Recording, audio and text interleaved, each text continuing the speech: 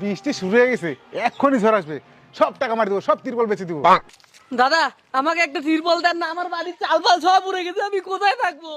এই মুহূর্তে breaking news, 100 kilometre বেগে ধেয়ে আসছে ঘূর্ণিঝড়, তাও আবার কাল বৈশাখী ঝড়। সতর্ক থাকুন বন্ধুরা, কাল বৈশাখী ধেয়ে আসছে।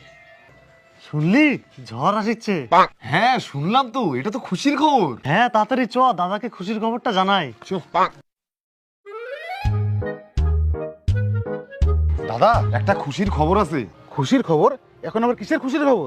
আরে দাদা বিশাল খুশির খবর, এক্ষুনি নিউজে দেখে আসলাম যে 100 কিলোমিটার বেগে ঝড় আসছে। কি বলিস? এত সুন্দর খুশির খবর? হ্যাঁ দাদা একদম তাজা খবর। এই যে ওয়েদারটা দেখছো না, ওই জন্যই সকাল থেকে আমার ডান হাতটা চুলকাচ্ছে, কামাই মনে হয় হবেই।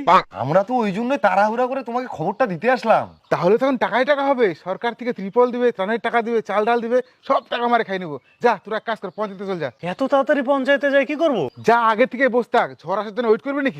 যখনই ঝড় আসবে তখনই ঝড়ুনে তার টাকা মারার জন্য রেডি। না সরি, টাকা দান করে দেবো। যা তোরা যা, বসে থাক যা। কই রে, ঝড় তো আসেই না। ঝড় না আসলে তো আমরা টাকাও মারতে পারবো না। এই তো, চ চ।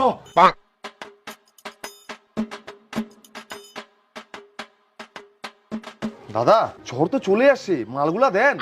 ঝড়? কোথায় ঝড়? আরে দাদা ঝড় কি অপেক্ষা করবে নাকি আপনার জন্য? ওদিকে গরিব লোক অপেক্ষা করে আছে তিরপলের জন্য। ঝড় আসলে তো লোকজনের বাড়িঘর উড়ে যাবে, তার জন্য তো ত্রিপল লাগবে। ওই জন্য আমরা আগে ভাগে চলে আসছি। ও বৃষ্টি শুরু হয়ে গেছে, এক্ষুনি ঝড় আসবে। সব টাকা মারি দেবো, সব তিরপল বেচে দেবো।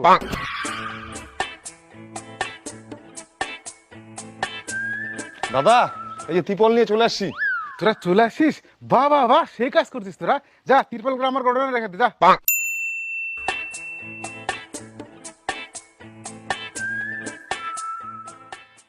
দাদা আমাকে একটা তিরপল দেন না, আমার বাড়ির চালপাল সব উড়ে গেছে, আমি কোথায় থাকবো?